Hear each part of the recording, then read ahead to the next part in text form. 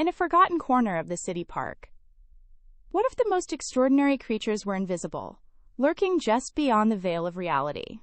Reggie Witherbottom was about to discover a hidden realm where emotions and memories took form, and the unseen was more powerful than anything he could imagine. Reggie Witherbottom found the entrance nestled between two weeping willows in a forgotten corner of the city park. The gate was forged from a metal that seemed to absorb the morning light rather than reflect it. A small brass plaque hung crookedly from the bars, inscribed with 3 words that chilled the humid air: the Invisible Zoo. With a push, the hinges screamed a rusted welcome, and Reggie stepped into a world of silent enclosures. The first enclosure was a massive glass cube, seemingly filled with nothing but stagnant air.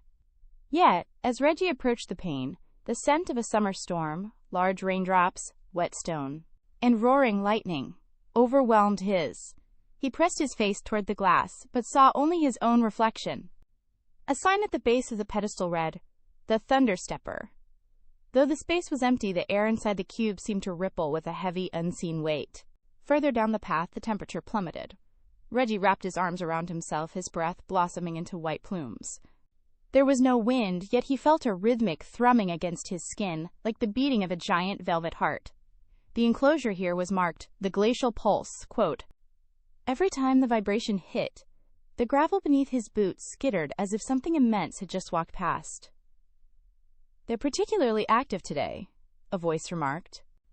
Reggie jumped, turning to find a man in a clean uniform polishing a perfectly clear pane of glass. This was Milo, the keeper. He didn't look at the empty cage he was cleaning. Instead, his eyes tracked something in the empty space above Reggie's head. "This zoo houses more than what is seen," Milo explained, his voice a low rasp. "It houses the beings and emotions they hold." Milo moved to a nearby lever and pulled it. A faint hiss echoed through the garden, and the air inside the nearest enclosure began to shimmer with a pale, bioluminescent haze. "We provide the medium," Milo whispered, his gaze fixed on the swirling light. "But the creatures provide the intent. They aren't hiding from you, Reggie Witherbottom.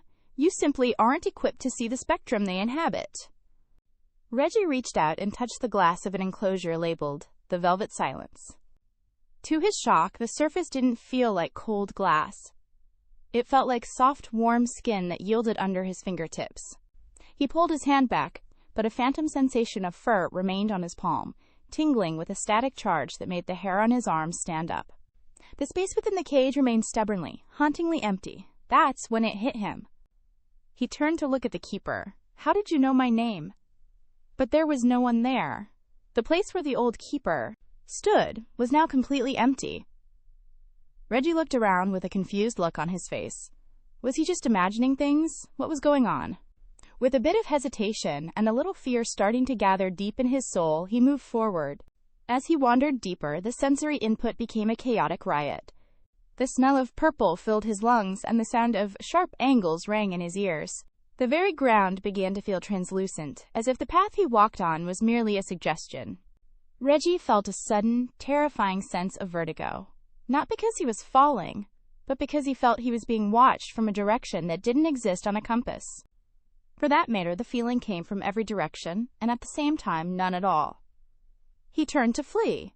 But where to? No matter which way he turned, Reggie felt a gaze on him. The path had also looped back on itself again and again, an infinite loop.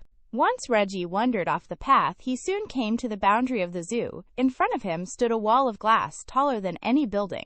On the other side, shadows loomed, a presence so vast it blotted out the sky.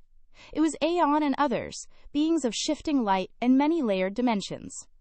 Aeon didn't have eyes, yet Reggie felt the weight of a billion gazes falling upon him, stripping away his privacy and pride. Reggie looked down at his own feet and gasped. A glowing white line had appeared on the ground, forming a perfect square around the area where he was standing. It slowly expanded, then at a certain distance stopped. Beyond the line, the world was a blur of static and impossible geometry. He realized with a jolt of ice in his veins that he could no longer feel the wind or smell the park. He was no longer a visitor. He was a specimen, not able to move out of this three-dimensional space. High above the glass ceiling of the universe, Aeon leaned in closer to the exhibit. To Aeon, Reggie was a fascinating creature, a flicker of biology trapped in a primitive box of length, width, and height. Eon reached out a limb of pure energy, tapping the glass of the habitat to see if the little human would react. Human, the display read in a language of pure thought, remarkable for its inability to see what is right in front of it, but full of enough emotion to fill a solar system. It's time to like and subscribe to Abby Normal Short Stories.